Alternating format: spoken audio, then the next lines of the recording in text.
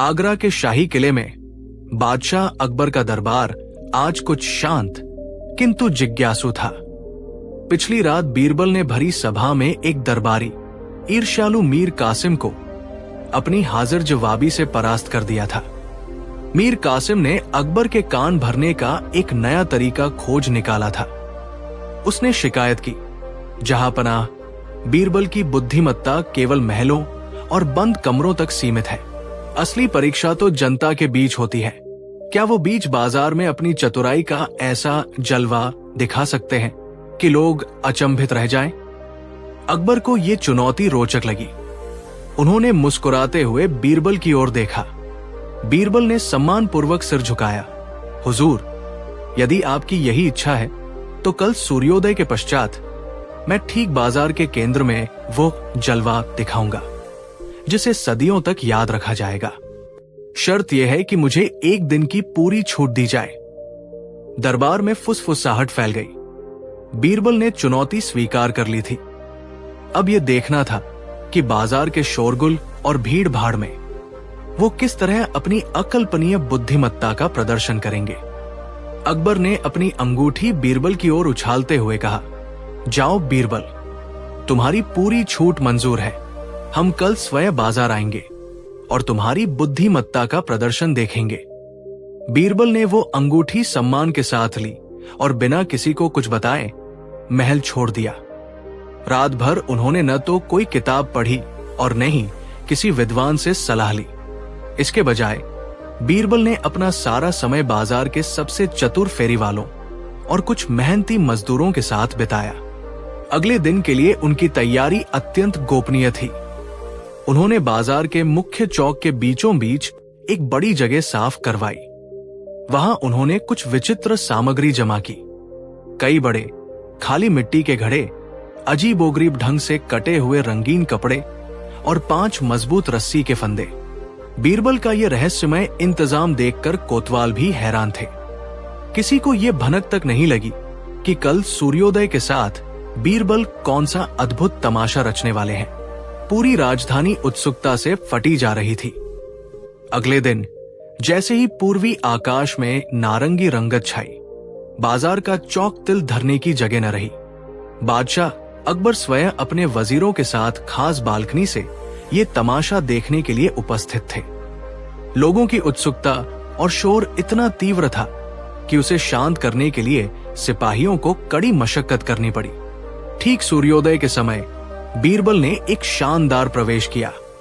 उन्होंने अपने माथे पर एक रंगीन साफा बांध रखा था और उनके हाथ में एक छोटा सोने का डमरू था। उन्होंने तुरंत घड़ों को उल्टा रखकर एक अस्थायी मंच तैयार किया।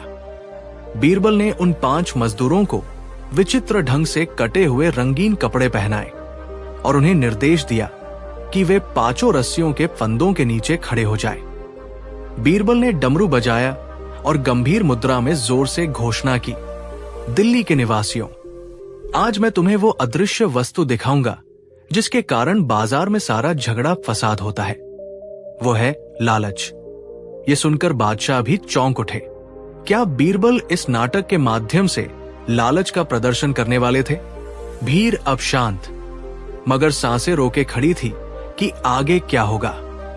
बीरबल ने अपनी घोषणा के बाद क्षण भर का विराम लिया, जिससे हवा में तनाव और बढ़ गया। उन्होंने मंच के बीचों बीच रखी एक छोटी नक्काशीदार लकड़ी की पेटी की ओर इशारा किया। देखा जाए। मेरे सज्जनों, बीरबल ने अपनी आवाज में रहस्य जोड़ते हुए कहा, इस पेटी में इतनी अशर्पिया है कि एक आदमी की जिंदगी संवर सकती है। उन्होंने फिर 5 मजदूरों की ओर देखा, जिनके चेहरों पर असमंजस और आशा का भाव था। नियम सरल है, ये धन उसे मिलेगा जो इन 5 फंदों में से किसी एक को अपने गले में डालेगा। परंतु एक चेतावनी, ये फंदे लालच के धागों से बुने गए हैं। यदि 5 मजदूरों ने एक साथ फंदा डाल लिया तो पेटी तुरंत अदृश्य हो जाएगी और सभी खाली हाथ रह जाएंगे। धन केवल तभी मिलेगा जब उनमें से केवल एक व्यक्ति ही फंदा डाले। बाजार में सन्नाटा छा गया। 5 मजदूर एक दूसरे को देखने लगे। क्या वे एक दूसरे पर भरोसा करेंगे या हर कोई गुप्त रूप से धन को अकेले हड़पने का विचार करेगा? बादशाह अकबर उत्सुकता से आगे झुक गए, ये देखने के लिए कि मनुष्य का मन इस अजीबोगरीब परीक्षा में कैसे प्रतिक्रिया करता है।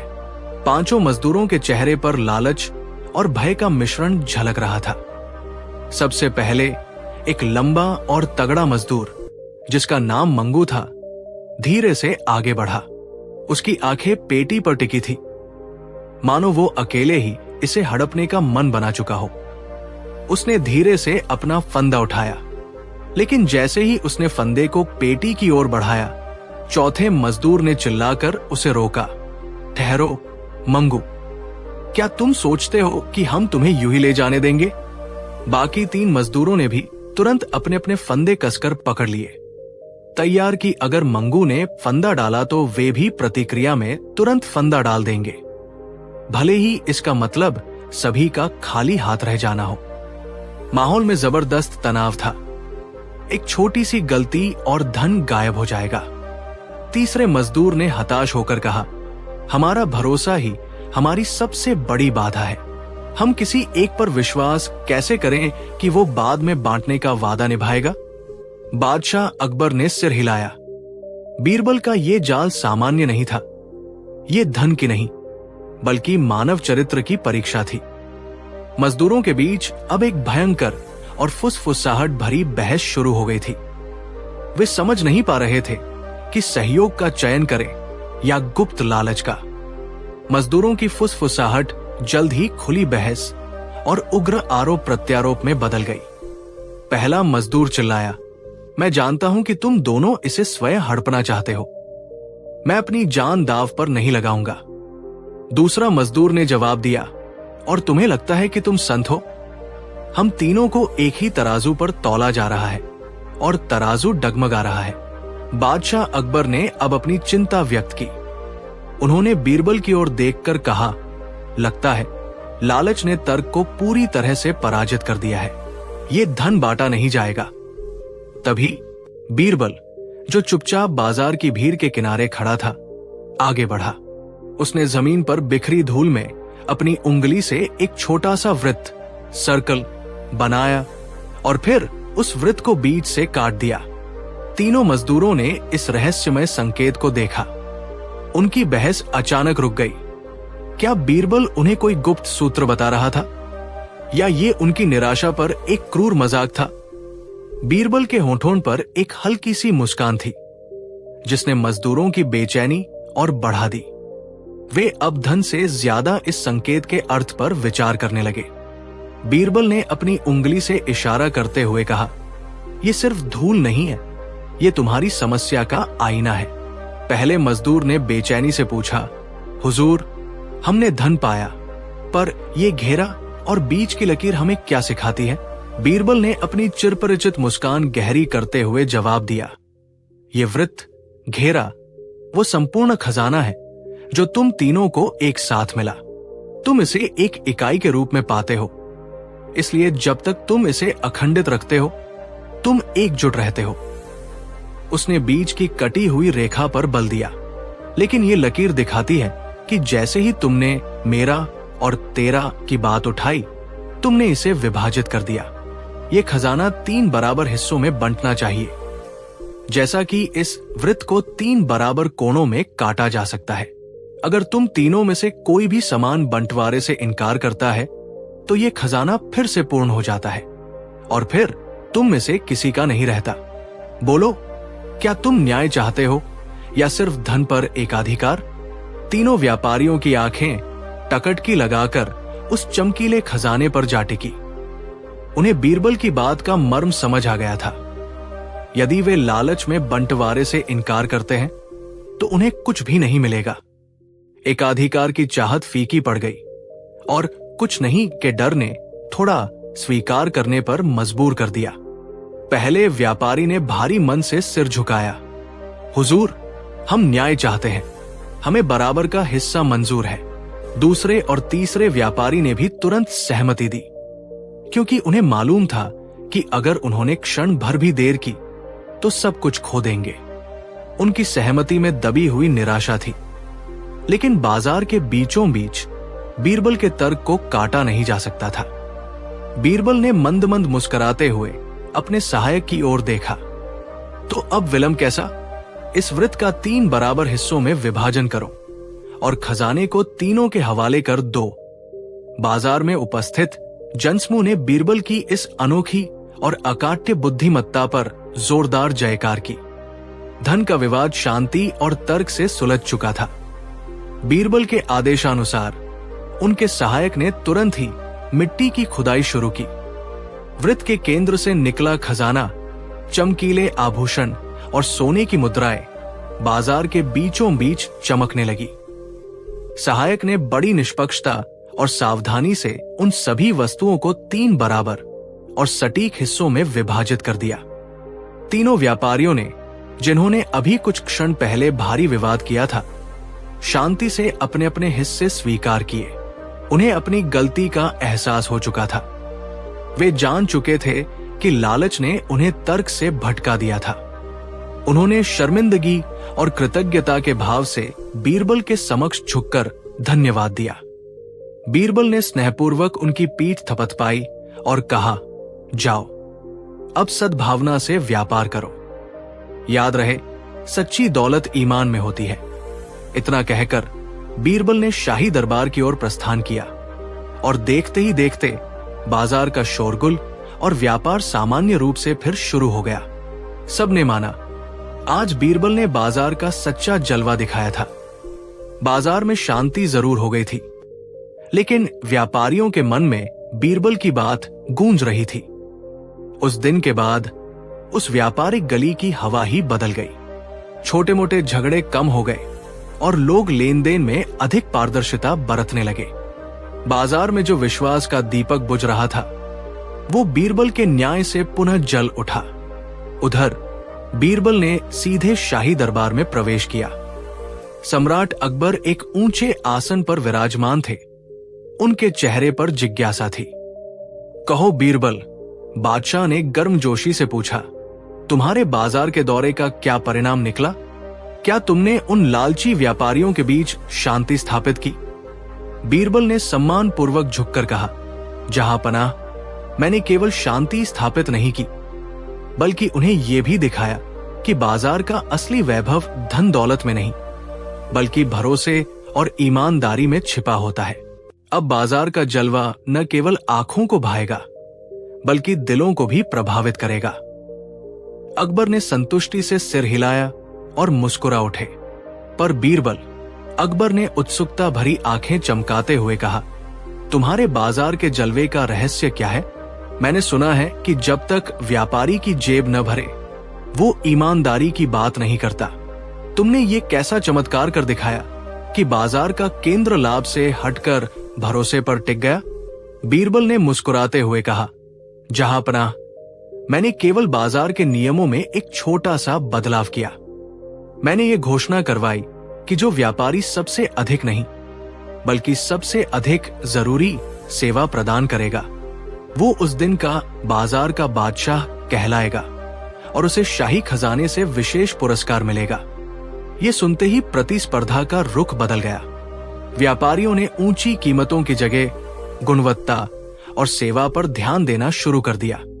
अब बाजार का हर कोना केवल लेन देन का केंद्र नहीं, बल्कि जरूरतों को पूरा करने का मंच बन गया। सच्चा जलवा इसी सेवा भाव में छिपा था। महाराज अकबर ने प्रसन्नता से अपना सिर हिलाया। ये तो अद्भुत है बीरबल, तुमने बाजार को केवल लेन देन का अड्डा नहीं, बल्कि मानवता की सेवा का केंद्र बना दिया। लेकिन मुझे बताओ, उस दिन का बाजार का बादशाह कौन बना? वो कौन सी सेवा थी जिसे लोगों ने सबसे अधिक जरूरी माना? बीरबल ने विनयपूर्वक उत्तर दिया, जहांपनाह, वो थे गली के किनारे बैठे एक वृद्ध वैद्य। तपती गर्मी और थकान से जूझ रहे कई राहगीरों को उन्होंने बिना किसी बड़े शुल्क के तुरंत औषधि दी। सोने चांदी बेचने वालों के पास भीड़ थी, किंतु जीवन बचाने वाले ज्ञान का मूल्य बाजार की हर वस्तु से ऊपर था। अकबर की आंखों में चमक थी।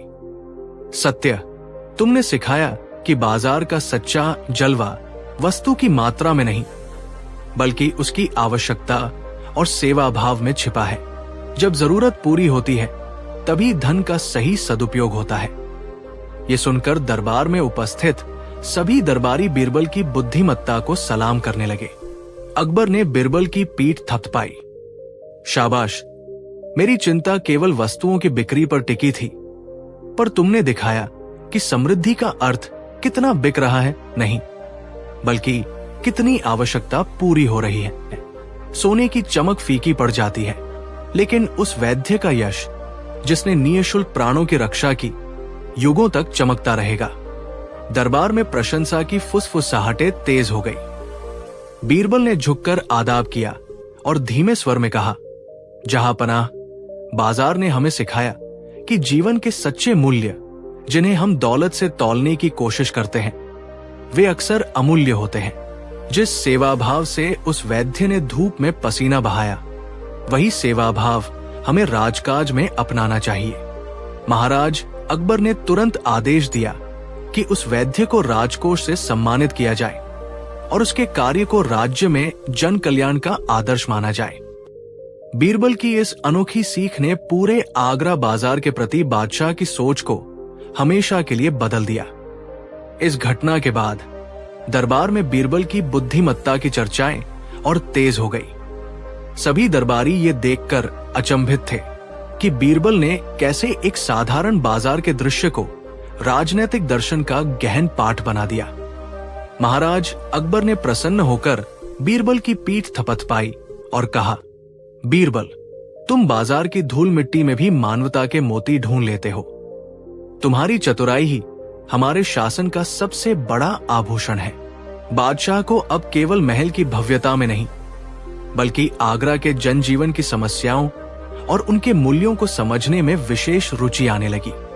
उन्होंने ये घोषणा करवाई कि राज्य का हर अधिकारी जन कल्याण को प्राथमिकता देगा, क्योंकि सच्चा राजधर्म जनता की निस्वार्थ सेवा में छिपा है, न कि केवल राजकोष भरने में। बीरबल की इस अनोखी समझ ने सिद्ध कर दिया कि उनकी बुद्धि केवल पहेलियों को सुलझाने तक सीमित नहीं थी, बल्कि वो जीवन के हर क्षेत्र में सच्चाई और न्याय का प्रकाश फैला सकती थी।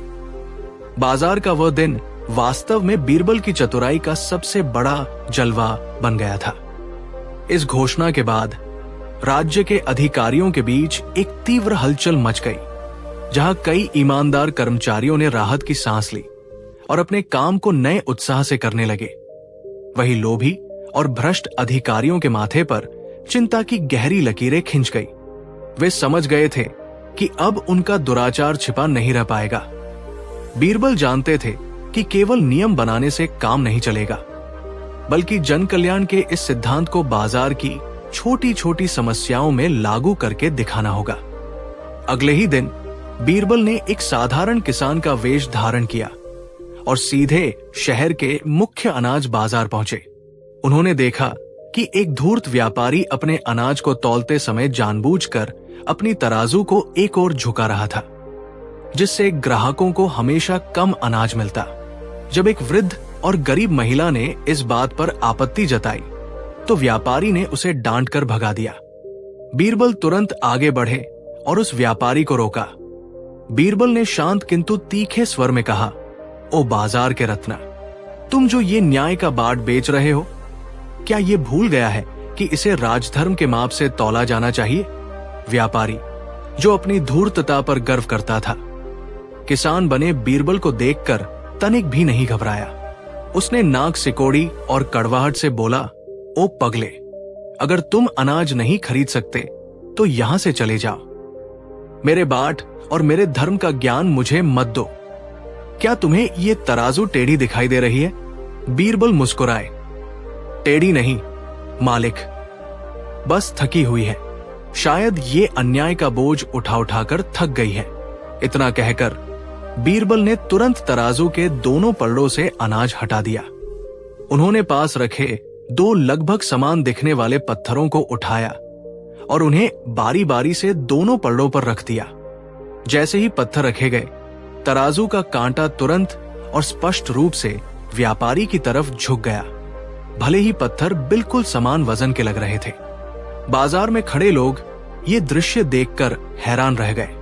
बीरबल ने कांटे की धुरी की ओर इशारा करते हुए ऊंची आवाज में कहा, देखो बाजार के रत्न, तुम्हारा असली रत्न कहाँ छुपा है। तुमने इस कांटे को थोड़ा सा हटाकर अपनी जेबें भर ली, पर आज राजधर्म ने इसे पकड़ लिया। व्यापारी का चेहरा शर्म और क्रोध से पीला पड़ गया। बीरबल ने तराजू को नीचे रखा और व्यापारी की आंखों में देखते हुए कहा, जब कांटे की धुरी केंद्र से हटाई जाती है तो एक तरफ का पलड़ा हल्का हो जाता है, उसी तरह जैसे तुम्हारी नीयत हल्की हो गई थी।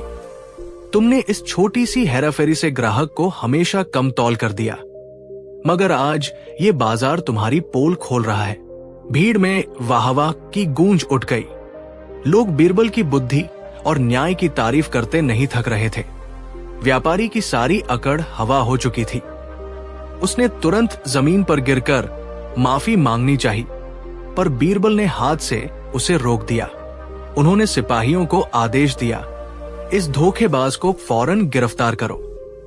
राजकोष में इसका जुर्माना जमा होगा और बाजार में इसने जितने ग्राहकों को ठगा है उन सबका हिसाब चुकाया जाएगा।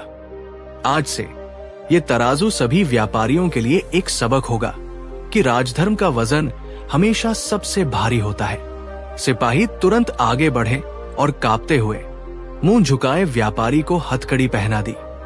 बाजार तालियों और न्याय अमर रहे के नारों से गूंज उठा।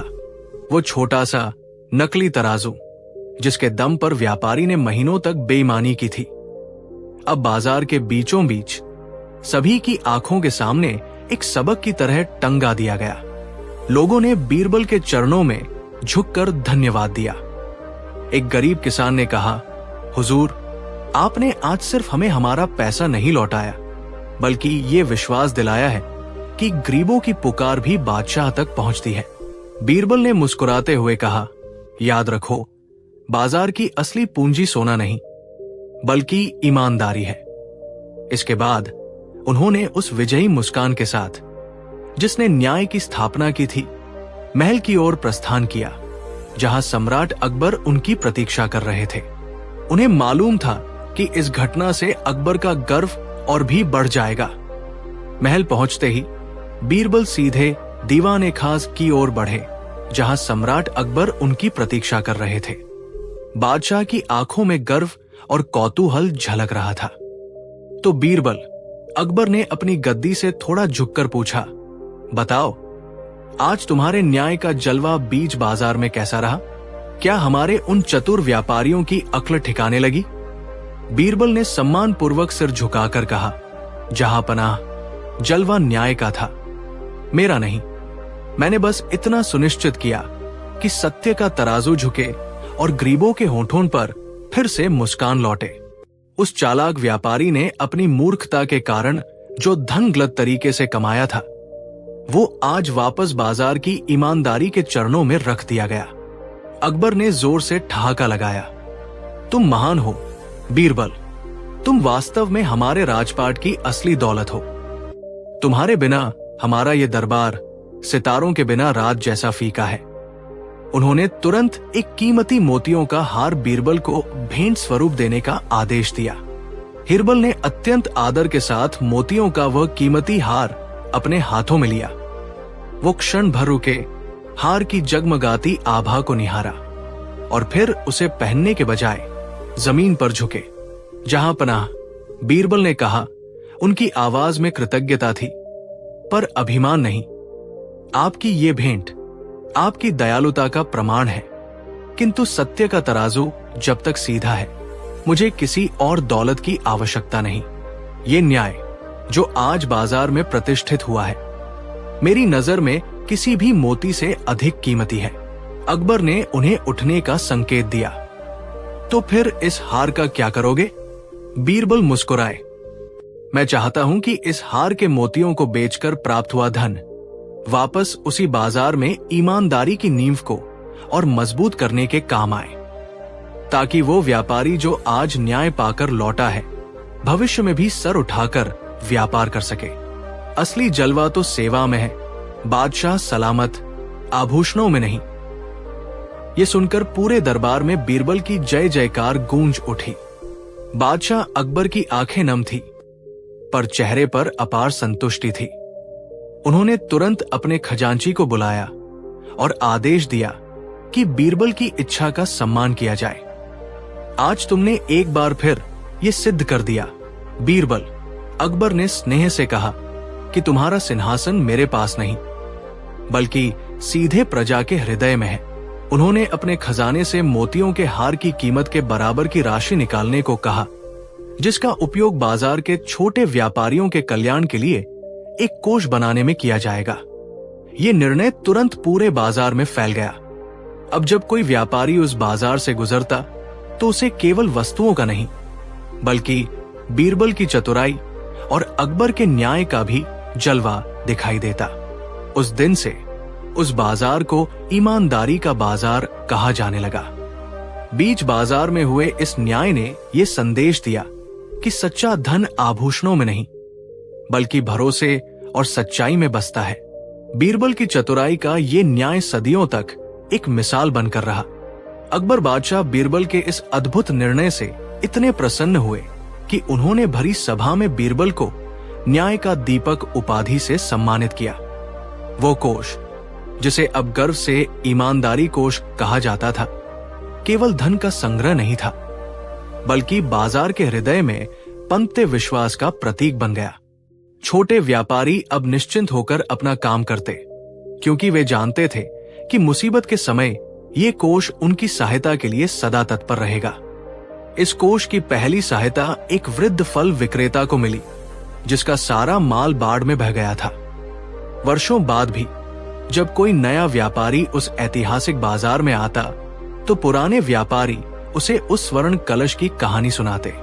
ये कहानी केवल धन के उपयोग की नहीं थी बल्कि ये सीख थी कि बीरबल ने केवल बाजार की गरीबी दूर नहीं की बल्कि मनुष्यों के मन से लालच की गंदगी को भी चतुराई से साफ कर दिया था। बीरबल का ये न्याय सिर्फ एक कानूनी फैसला नहीं था, ये समाज को दिया गया एक अमूल्य सबक था। हालांकि पीढ़ियां बदल गई, लेकिन बाजार का वो चरित्र, वो परस्पर विश्वास और सहयोग की भावना आज भी उसी स्वर्ण कलश की छाया में फल फूल रही थी। व्यापारी अपनी आय का एक छोटा हिस्सा स्वेच्छा से उस कोष में डालते थे, ये जानते हुए कि विपत्ति में वो उनकी सबसे बड़ी ढाल बनेगा। परंतु नियति को शायद बाजार की इस शांति से ईर्ष्या थी। तभी एक दिन बादशाह अकबर के दरबार से एक नया अहंकारी अधिकारी दीवान भैज खान बाजार की निगरानी के लिए आया। वो बीरबल की बुद्धिमत्ता और न्याय की कहानियों को केवल वृद्धों का प्रलाप मानता था। भैज खान ने आते ही व्यापार पर मनमाना और भारी कर टैक्स लगा दिया। उसने धमकी दी कि जो व्यापारी विरोध करेगा उसका सारा माल जब्त कर लिया जाएगा। बाजार में फिर से निराशा और भय का माहौल छा गया। अब सभी व्यापारी दुविधा में थे। क्या वे इस अत्याचार के सामने झुकेंगे या बीरबल के सिखाए सहयोग और न्याय के मार्ग पर चलकर इस नई चुनौती का सामना करेंगे? उन्हें पता था इस समस्या का समाधान किसी हथियार से नहीं बल्कि एक बार फिर बीरबल जैसी चतुराई से ही संभव था।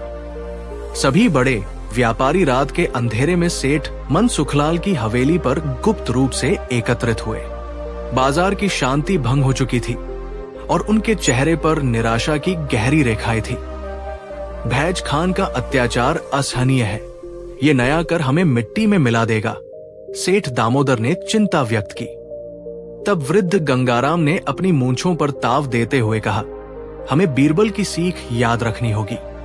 उन्होंने कभी तलवार से नहीं, अपनी बुद्धि से लड़ना सिखाया था। यदि हम एकजुट होकर विरोध की एक अनोखी राह निकालेंगे तो खान चाहकर भी हमारा बाल बाका नहीं कर पाएगा। सबने गंगाराम की बात का समर्थन किया।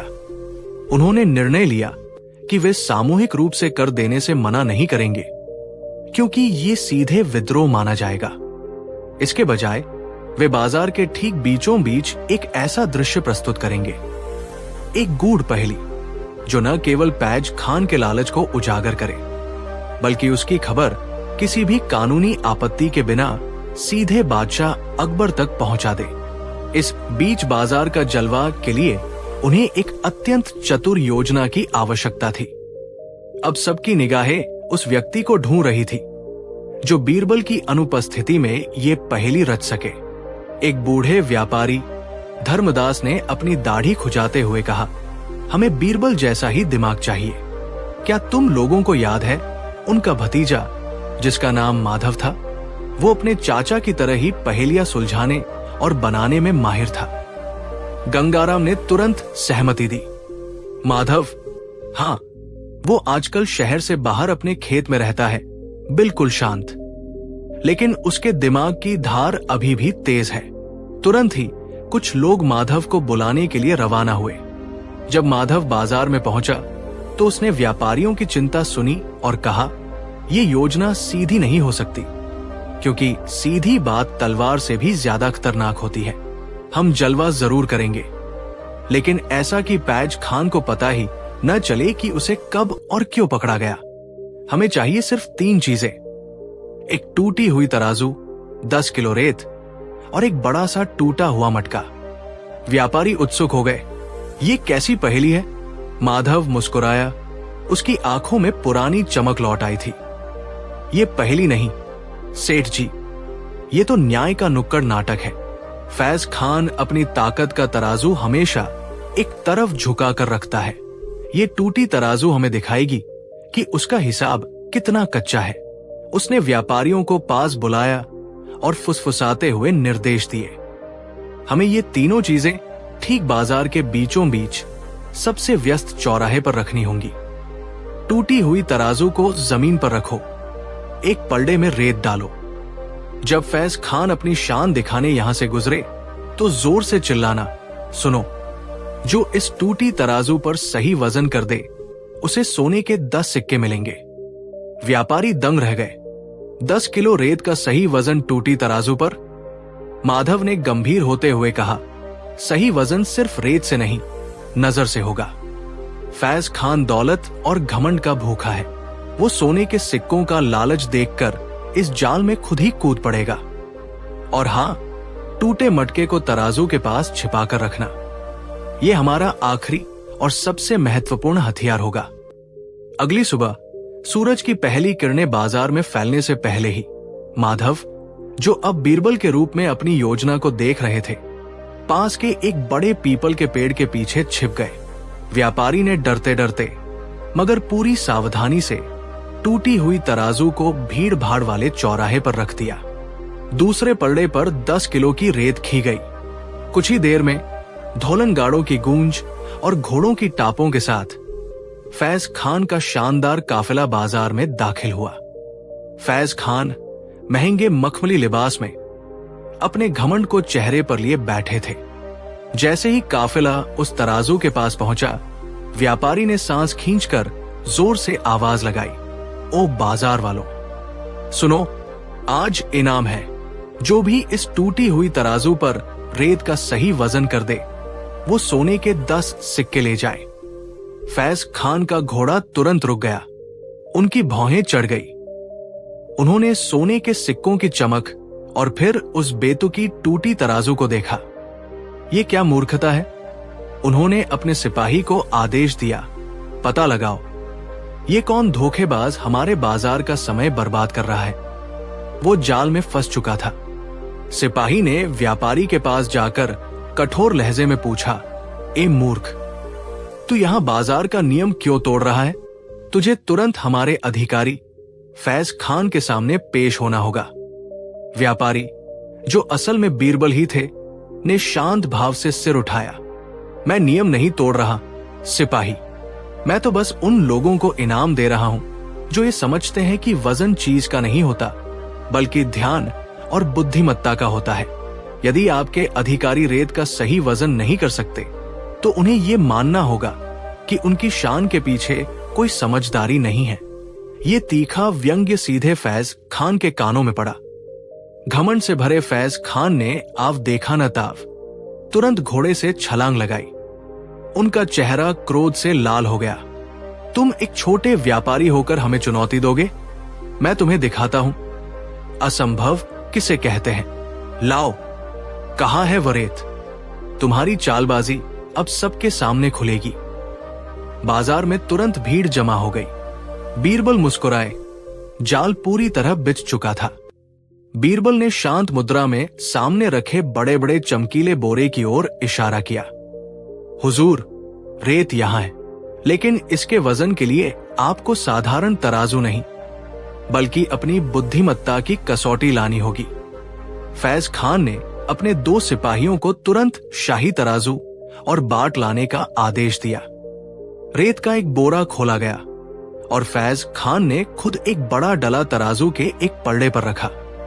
उन्होंने बाट रखकर वजन तोलने की कोशिश की, लेकिन रेत बार बार बाट के वजन से ज्यादा लग रही थी, जिससे तराजू स्थिर नहीं हो पा रहा था। सिपाहियों ने भी कई बार प्रयास किया, लेकिन परिणाम शून्य रहा। फैज खान का माथा सिकुड़ गया। क्या बकवास है, ये तो सिर्फ रेत है, इसमें कौन सी अदृश्य शक्ति है? बीरबल मुस्कुराए। जी हुजूर, ये मामूली रेत नहीं है, ये आगरा के कारीगरों द्वारा बनाई गई उस शाही दीवार का हिस्सा है, जिसे बादशाह अकबर की खुशी के लिए ढाया गया था। इस रेत का हर कण टूटी हुई कारीगरी के अपमान और उस मेहनत के दुख को समेटे हुए है। रेत का वजन तोलने से पहले क्या आप उस अपमान और दुख का वजन तोल सकते हैं जो इस रेत के साथ मिला हुआ है? बीच बाजार में बीरबल की इस अनोखी चतुराई को सुनकर फैज खान के क्रोध की गर्मी उतर गई और उनकी जगह शर्मिंदगी ने ले ली। फैज खान का चेहरा पीला पड़ गया। उनकी आंखों में भरी आत्मविश्वास की चमक क्षण भर में गुम हो गई।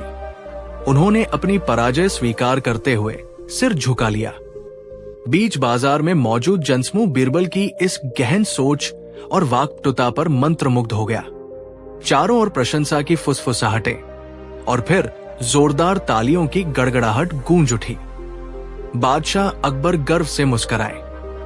उन्होंने फैज खान की ओर देखते हुए कहा, देखा फैज खान, बीरबल केवल रेत का नहीं, बल्कि उसके पीछे छिपी मानवीय भावना और परिश्रम का भी हिसाब जानते हैं। ये वजन किसी तराजू पर नहीं तोला जा सकता, इसे केवल दिल महसूस कर सकता है। बीरबल ने विनम्रता से झुककर शाही सम्मान स्वीकार किया। उस दिन आगरा के बाजार ने एक बार फिर बीरबल के ज्ञान का जलवा देखा, जिसने सिद्ध कर दिया कि बुद्धि हमेशा बल और भौतिकता से बड़ी होती है। जैसे ही दरबारियों का शाही काफिला बाजार से महल की ओर मुड़ा, फैज खान, जिसकी आंखों में अभी भी पराजय की कसक थी, आगे बढ़ा। उसने बादशाह अकबर से कहा, जहां पनाह, इसमें कोई संदेह नहीं कि बीरबल अमूर्त बातों और भावनाओं के महारथी है, परंतु क्या वे बाजार की रोजमर्रा की ठोस पेचीदगियों को भी उतनी ही तेजी से समझ पाते हैं? अकबर ने उत्सुकता से भौहें उठाई। तुम्हारा क्या अभिप्राय है, फैज खान? फैज खान ने बाजार के केंद्र में एक व्यापारी की ओर इशारा किया, जो शोरगुल के बीच तेजी से अपने ग्राहकों को समझा रहा था। महाराज, यदि बीरबल इतनी चतुराई रखते हैं, तो उन्हें फौरन ये बताना चाहिए कि इस तेजी से बदलते बाजार में वो सर्वश्रेष्ठ वस्तु क्या है, जिसे हर व्यापारी सबसे अधिक मोल देकर खरीदना चाहता है, भले ही वो बिकने के लिए हो ही नहीं। ये एक अजीबोगरीब प्रश्न था। भीड़ ने भी बीरबल की ओर देखा। बीरबल ने विनम्रता से झुककर चुनौती स्वीकार की और भीड़ के बीचों बीच एक स्थिर मुद्रा में खड़े होकर मुस्कुराए। बीरबल ने एक गहरी सांस ली, जिससे उनके चेहरे पर आई मुस्कान और भी गहरी हो गई। उन्होंने पहले सम्राट अकबर की ओर देखा, फिर फैज खान की ओर, जिनकी आंखें उत्तर जानने को अधीर थी। जहां पनाह और यहां उपस्थित सभी व्यापारी बंधुओं, बीरबल ने अपनी आवाज को बाजार के शोर से थोड़ा ऊपर उठाते हुए कहा, सत्य है कि बाजार परिवर्तनशील है और यहाँ हर वस्तु मोलभाव के लिए मौजूद है, लेकिन जिस सर्वश्रेष्ठ वस्तु का जिक्र फैज खान साहब ने किया है, वो बाजार में मौजूद होकर भी मौजूद नहीं है। वह है ठहराव, निश्चितता। भीड़ में फुसफुसाहट फैल गई। बीरबल ने व्याख्या जारी रखी, एक व्यापारी अपने माल को बेचना चाहता है और दूसरा उसे खरीदना, लेकिन बाजार में हर व्यापारी सबसे अधिक मोल देकर जो चीज खरीदना चाहता है वो है अगले क्षण का भरोसा।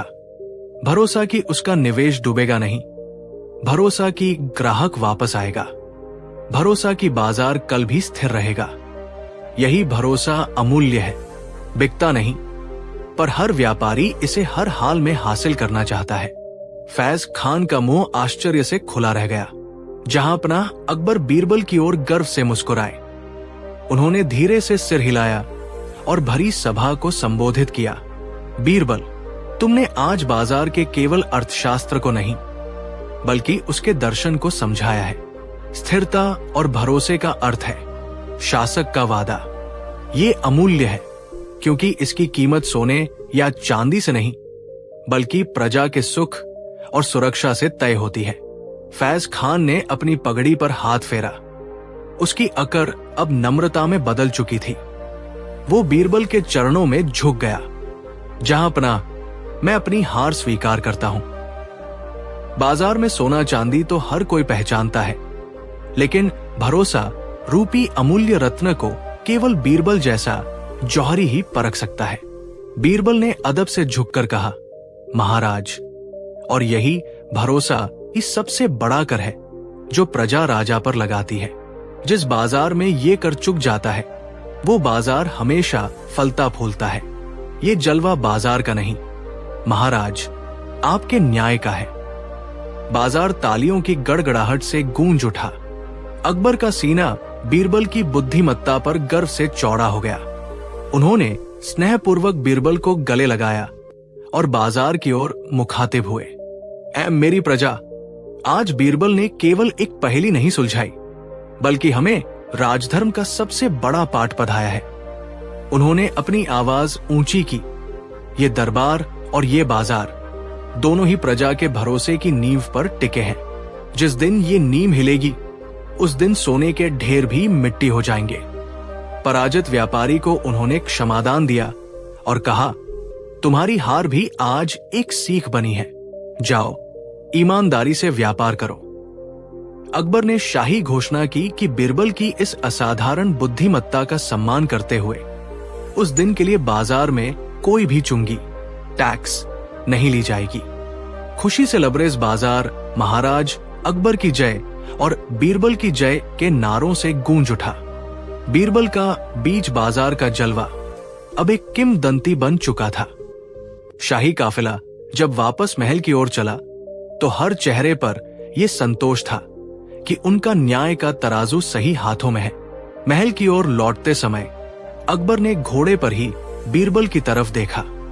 उनके चेहरे पर गहन विचार का भाव था।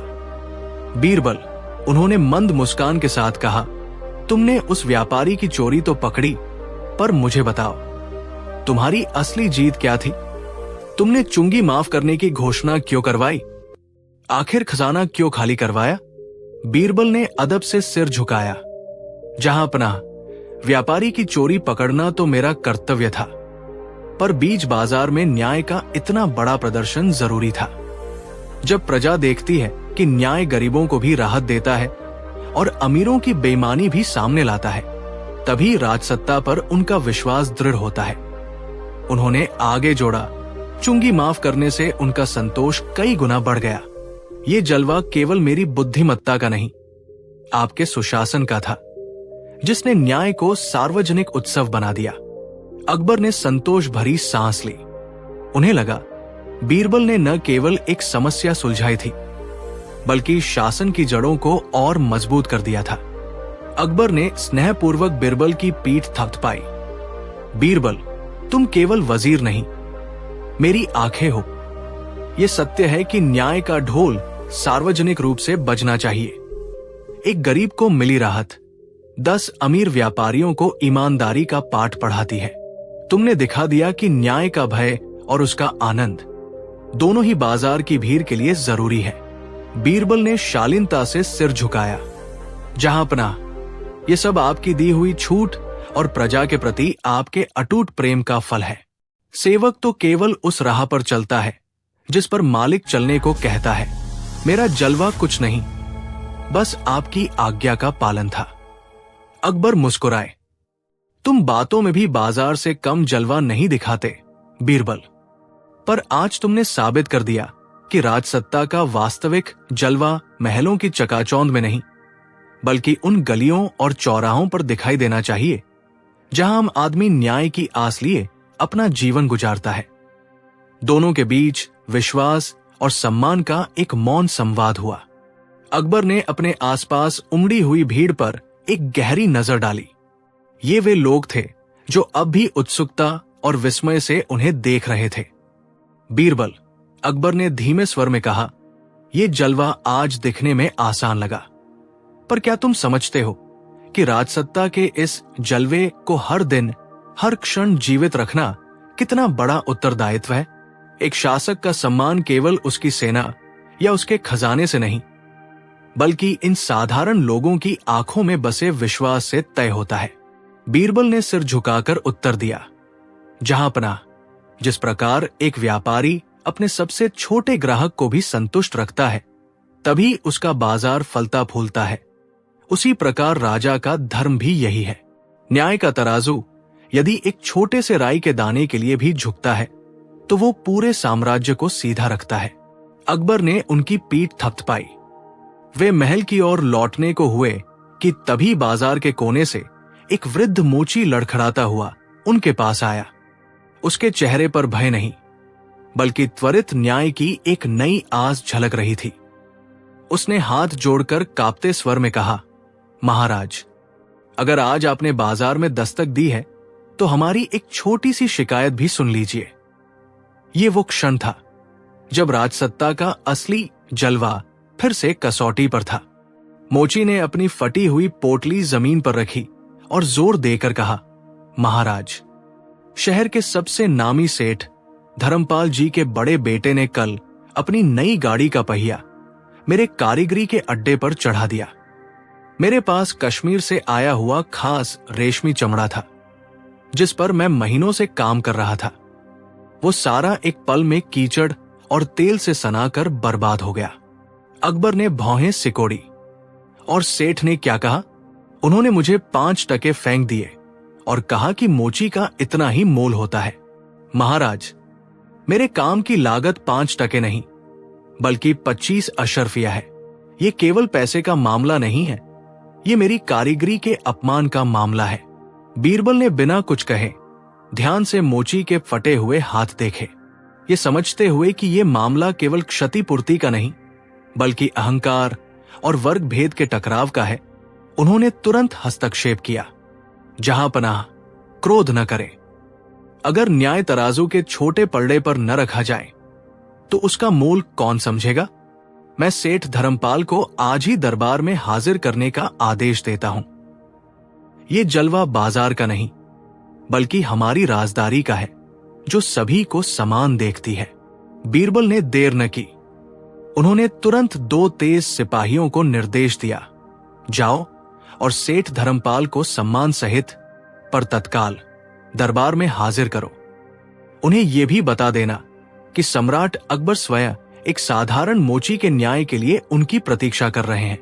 ये आदेश बाजार में बिजली की तरह फैल गया। सेठ धर्मपाल, जो उस समय अपनी हवेली में पान चबा रहे थे, ये संदेश सुनकर आग बबूला हो गए। क्या एक फटेहाल मोची की शिकायत पर मुझे बुलाया जा रहा है? मेरी प्रतिष्ठा क्या धूल में मिल गई? उन्होंने हिकारत से सोचते हुए सिपाही पर रोब जमाना चाहा, पर शाही हुक्म के आगे उनकी एक न चली। कुछ ही देर में सेठ धर्मपाल भारी मन से माथे पर शिकन लिए दरबार में आ पहुंचे। उनका महंगा लिबास और जेवरों का दिखावा मोची की गरीबी के ठीक विपरीत था। बीरबल ने शांत आंखें उन पर टिकाई और फिर मोची को इशारा किया कि वो अपना पक्ष रखे। दरबार में सबकी सांसें थमी हुई थी। अब असली जलवा शुरू होने वाला था। मोची, जिसका नाम मंगल था, उसने कांपते हुए हाथों को जोड़ा। न्याय के देवता बीरबल जी और जहांपनाह, मैं मोची हूं। मैंने सेठ धर्मपाल के लिए महीन कारीगरी वाली विशेष जूतियां बनाई थी, जिन्हें बाजार में चांद की चमक कहा जाता है।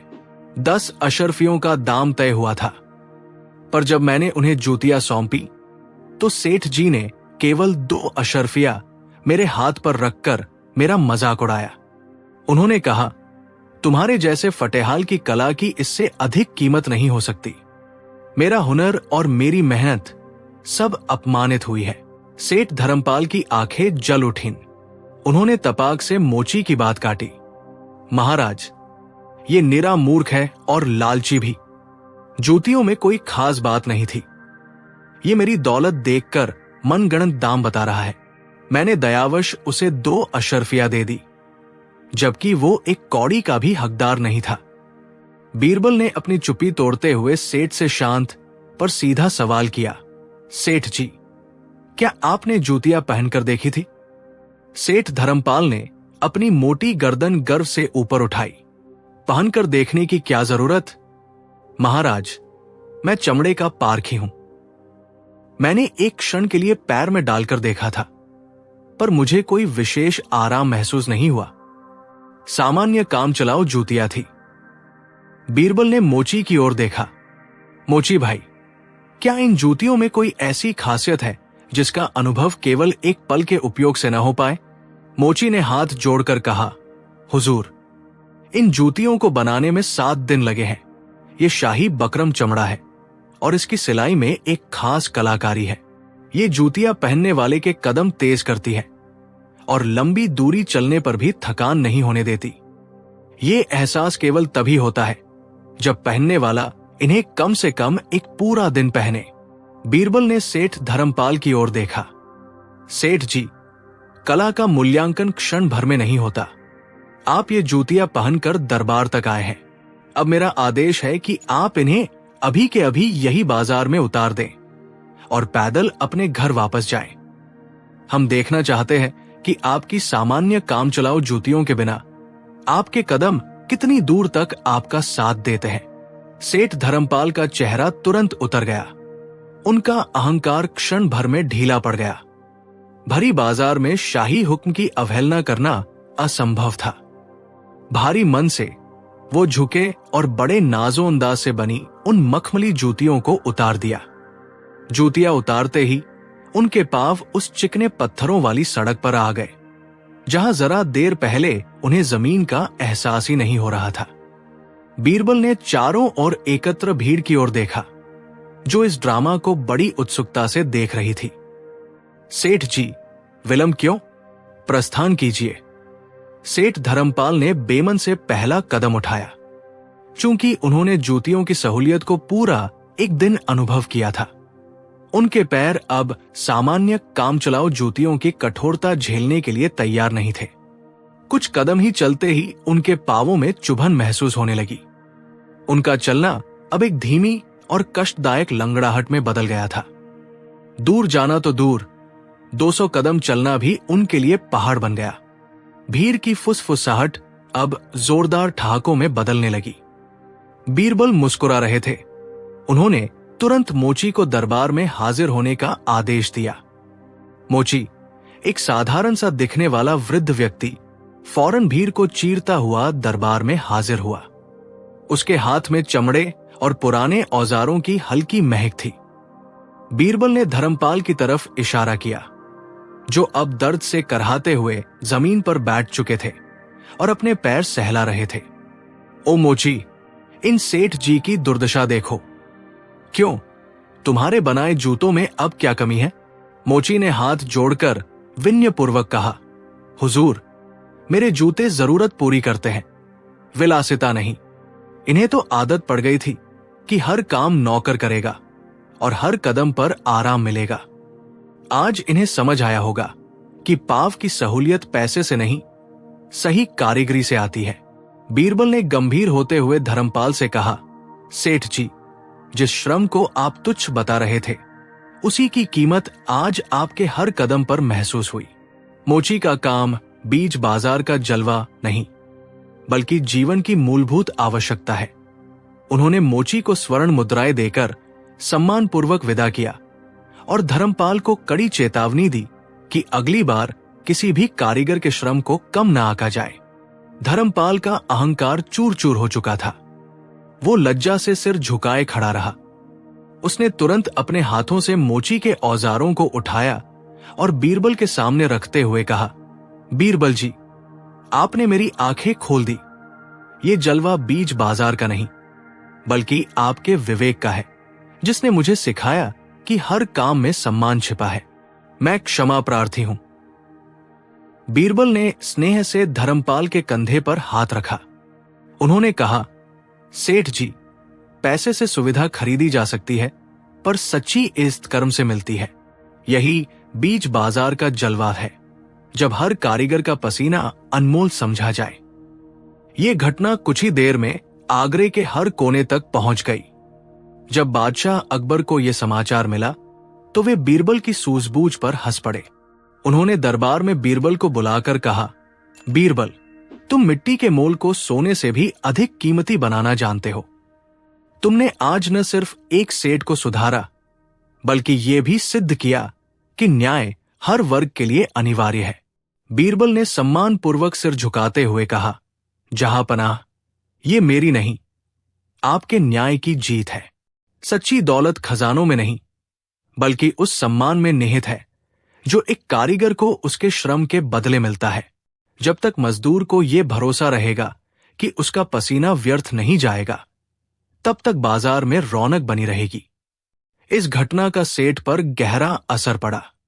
उसने अगले ही दिन अपनी दुकान पर काम करने वाले हर व्यक्ति को न केवल उचित मेहनताना दिया, बल्कि सबके साथ सम्मान का व्यवहार भी शुरू कर दिया। धीरे धीरे बाजार का माहौल बदल गया। अब बाजार में पैसे की चमक से ज्यादा ईमानदार मेहनत की खुशबू आती थी। अकबर ने मुस्कुराकर बीरबल की पीठ थपथपाई। उन्होंने घोषणा की कि आज से आगरे के हर बाजार में श्रम का सम्मान सर्वोपरि होगा। बीरबल ने सिद्ध कर दिया था कि बीज बाजार का जलवा केवल मुद्रा से नहीं, बल्कि मानवीय मूल्य और प्रतिष्ठा से होता है, और यही सच्चा राजधर्म है। यह घोषणा पूरे आगरा शहर में बिजली की तरह फैल गई। गरीब मजदूरों और कारीगरों के चेहरों पर पहली बार वास्तविक संतोष और खुशी झलक रही थी। वे बीरबल को धन्यवाद देते नहीं थक रहे थे, जिन्होंने उनकी वर्षों की उपेक्षा को सम्मान में बदल दिया था।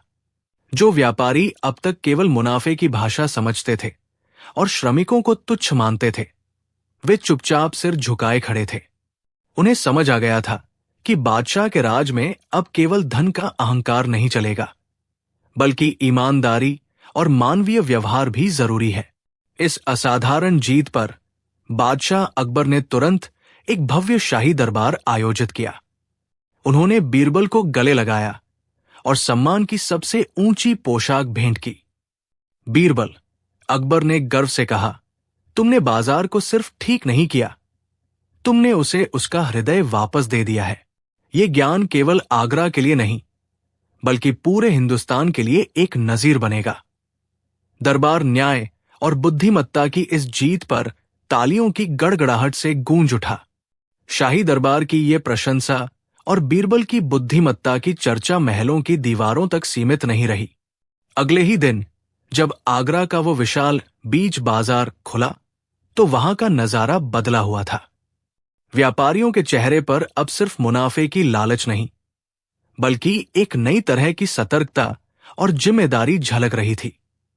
तराजू सही माप दे रहे थे, और कीमत को लेकर होने वाली खींचतान में भी एक ईमानदारी का भाव था। आम खरीदार, जो पहले ठगी के डर से सहमा रहता था, अब निश्चिंत होकर मोलभाव कर रहा था। बीरबल ने न केवल न्याय स्थापित किया था, बल्कि उन्होंने जनमानस में यह भरोसा भी जगा दिया था कि बादशाह की निगरानी में सादगी और सत्यता का मूल्य सोने चांदी से कहीं ज्यादा है। पूरा बाजार बीरबल की जय के नारों से गूंज रहा था। यह सिद्ध हो गया था कि सच्चा जलवा न तो दौलत में है, नहीं ताकत में, बल्कि शुद्ध चतुराई और नेक नियत में है। बाजार की ये अभूतपूर्व सफलता की खबर जल्द ही शाही दरबार तक पहुंची। बादशाह अकबर, जो भेष बदलकर स्वयं भी इस पूरे घटनाक्रम पर नजर रखे हुए थे, बीरबल की इस कुशलता से अत्यंत प्रसन्न हुए। उन्होंने तुरंत बीरबल को शाही डेरे में बुलवाया। जैसे ही बीरबल ने आत्मसम्मान और विजय के भाव से भरे हुए दरबार में प्रवेश किया, दरबारीगण, विशेषकर वे जो इस चुनौती को असंभव मानकर हंस रहे थे, शर्म से अपनी नजरें झुका ली। उनका षड्यंत्र विफल हो चुका था। बादशाह अकबर उठे और उन्होंने बीरबल को गले लगाया। शाबाश बीरबल, तुमने फिर सिद्ध कर दिया कि तलवार की धार से ज्यादा तेज तुम्हारी बुद्धि की धार है। तुमने न केवल बाजार को सुधारा, बल्कि ये भी बताया कि मेरा जलवा मेरे खजाने से नहीं, बल्कि तुम्हारे जैसे ईमानदार सलाहकारों से है। उन्होंने बीरबल को बहुमूल्य नवरत्न माला भेंट की, जो उनकी निष्ठा और चतुराई का प्रतीक थी। षड्यंत्रकारी दरबारी, जिनकी गर्दनें अब भी झुकी हुई थी, मन ही मन जल रहे थे। उन्हें एहसास हुआ कि बीरबल की चतुराई को केवल चुनौती देना ही नहीं, बल्कि समझना भी कठिन है। इस महान विजय के बाद भी बीरबल में जरा भी अहंकार नहीं था। उन्होंने विनम्रता से माला स्वीकार की और बादशाह से कहा, जहांपनाह, ये माला तो आपकी उदारता का प्रतीक है, परंतु बाजार का असली जलवा तब तक फीका रहेगा जब तक हर व्यापारी ईमानदारी से और हर नागरिक शांति से खरीदारी न करे। मेरा प्रयास सिर्फ दिखावा नहीं, बल्कि व्यवस्था स्थापित करना था। अकबर उनकी इस दूरदर्शिता से अत्यंत प्रसन्न हुए। उन्होंने तुरंत घोषणा की, आज से यह सुधरा हुआ बाजार केवल वस्तुओं का नहीं, बल्कि बीरबल की बुद्धि और न्याय का केंद्र कहलाएगा। जनता ने हर्षध्वनि से अकबर और बीरबल की जय जयकार की, और उस दिन से बीज बाजार का जलवा बीरबल की चतुराई का पर्याय बन गया। दूर दूर तक लोग उनके इस असाधारण समाधान की चर्चा करने लगे। उस घटना के बाद बाजार की रौनक वास्तव में कई गुना बढ़ गई। हर कोने में व्यवस्था, ईमानदारी और विश्वास का माहौल था। व्यापारी अब खुले मन से व्यापार करते थे, क्योंकि उन्हें पता था कि धोखाधड़ी का प्रयास उन्हें महंगा पड़ सकता है। बीज बाजार का जलवा अब एक लोक कथा नहीं, बल्कि एक जीवंत सच्चाई बन चुका था। बीरबल की बुद्धिमत्ता की कीर्ति केवल आगरा तक सीमित नहीं रही, वो हवा के झोंके की तरह फैल गई, पड़ोसी राज्यों के दरबारों और दूर दराज के विद्वानों तक जा पहुंची। उनकी ये असाधारण ख्याति जल्द ही एक नई चुनौती लेकर आई। मालवा के दरबार में एक चतुर और घमंडी दरबारी रहता था, जिसका नाम राम सिंह था। उसे यह स्वीकार नहीं हो पा रहा था कि बीरबल जैसा साधारण व्यक्ति इतना नाम कमा सकता है। राम सिंह ने बीरबल को सार्वजनिक रूप से नीचा दिखाने की ठान ली। उसने एक ऐसी पहेली गढ़ने का निश्चय किया जिसका उत्तर दुनिया में सिर्फ बीरबल के लिए ही नामुमकिन हो। चुनौती अब बाजार से निकलकर सीधे शाही दरबार की बुद्धिमत्ता की कसौटी बनने वाली थी। राम सिंह ने अपनी योजना को अंतिम रूप देने के बाद एक शुभ दिन अकबर के दरबार में उपस्थित हुआ। उसने सम्राट से निवेदन किया कि वो बीरबल की बुद्धिमत्ता को परखने के लिए एक सार्वजनिक पहेली रखना चाहता है। अकबर ने उत्सुकता से अनुमति दे दी, क्योंकि वो स्वयं इस प्रतिस्पर्धा का साक्षी बनना चाहते थे। राम सिंह ने गर्व से दरबार के बीच खड़े होकर घोषणा की, महाराज, मेरी चुनौती सीधी है, लेकिन इसका उत्तर केवल वही दे सकता है जो सचमुच ज्ञान और जासूसी की कला का धनी हो। फिर उसने बीरबल की ओर देखते हुए प्रश्न उछाला, बीरबल, मैं जानना चाहता हूं कि इस वक्त दिल्ली के बीच बाजार में ठीक कितनी हलचल हो रही है, यानी ठीक इस क्षण बाजार में कुल कितने लोग मौजूद हैं और कितने क्रय विक्रय खरीद बिक्री में लगे हैं। ये प्रश्न सुनकर दरबार में सन्नाटा छा गया। ये एक ऐसा प्रश्न था जिसका कोई भी मनुष्य सटीक जवाब नहीं दे सकता था, क्योंकि बाजार की भीड़ पल पल बदलती रहती है। सभी की निगाहें अब बीरबल पर टिकी थी, जो शांति से मुस्कुरा रहे थे। बीरबल ने चुनौती स्वीकार की, लेकिन उत्तर देने के लिए उन्होंने एक अनोखी शर्त रखी। बीरबल ने शांति से सम्राट अकबर की ओर देखा और बोले, जहांपनाह, मैं गिनती कर सकता हूं, लेकिन मेरी शर्त यह है कि मैं बाजार में गिनती नहीं करूंगा, बल्कि मैं बाजार से गिनती करवाऊंगा। पूरा दरबार फिर से आश्चर्यचकित रह गया। इसके लिए बीरबल ने अपनी आंखें चमकाते हुए कहा, मुझे 3 चीजों की आवश्यकता होगी, एक विशालकाय हाथी, उस पर बैठने के लिए एक शाही हौदा और 10 मन लगभग 400 किलो सिक्कों का ढेर। अकबर ने चौंकते हुए पूछा, हाथी और सिक्के? बीरबल, तुम बाजार में प्रदर्शनी लगाने जा रहे हो या गिनती करने? बीरबल ने विनयपूर्वक सिर झुकाया। जहां पनाह, मेरा प्रदर्शन ही मेरी गिनती होगी। मैं गारंटी देता हूं कि जब मैं वापस आऊंगा तो मेरे पास न केवल लोगों की संख्या होगी, बल्कि यह भी पता होगा कि कौन खरीद रहा था और कौन केवल बाजार में तमाशा देखने आया था। अकबर ने मुस्कुराते हुए हामी भर दी। तुरंत ही बीरबल की मांग पूरी की गई और वो उस भारी भरकम लावलशकर के साथ बीच बाजार की ओर निकल पड़े। बीच बाजार में पहुंचते ही बीरबल ने वो अद्भुत प्रदर्शन शुरू किया। बाजार के केंद्र में एक विशाल शाही हाथी को खड़ा किया गया, जिसके पास चांदी और सोने के सिक्कों का एक चमकता हुआ ढेर करीने से सजा दिया गया।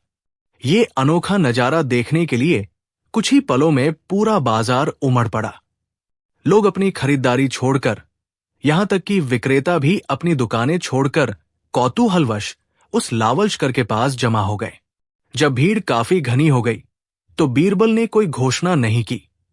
इसके बजाय उसने एक छोटी सी चौकी पर आसन जमाया और सिक्कों को गिनना शुरू कर दिया।